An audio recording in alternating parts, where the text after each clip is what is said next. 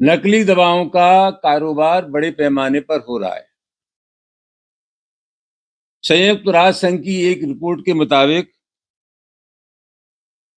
17 लाख करोड़ से ज्यादा का ये अवैध धंधा पूरी दुनिया में हो रहा है और भारत उन प्रमुख देशों में से एक है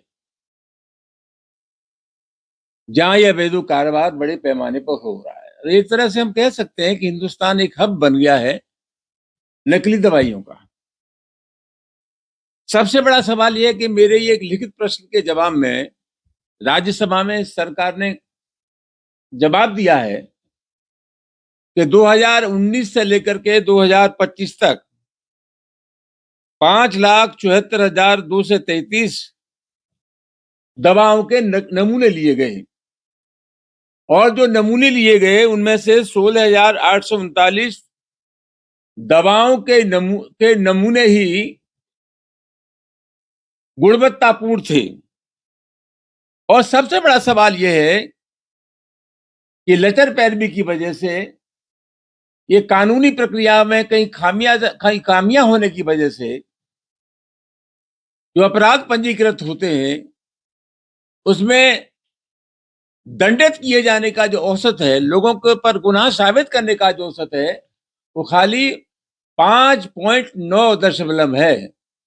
ये बहुत ही चिंता का विषय है और मैं ऐसा मानता हूं कि कानून का जो मनोवैज्ञानिक दबाव इन अपराध करने वालों पर होना चाहिए।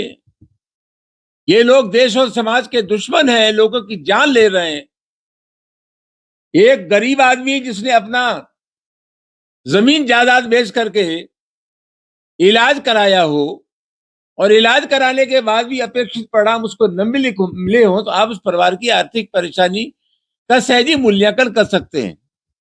तो ये मामला बहुत गंभीर है और मैं ये कहना चाहूंगा कि 1940 में अंग्रेजों के जमाने में इन नकली दवाइयों के सिलसिले में एक्ट था। 2023 में इस एक्ट में संशोधन हुआ और संशोधन होने के बाद भी जो हम अपेक्षा करते थे कि इसका कोई दबाव बनेगा, वो दबाव नहीं बना लोगों पर।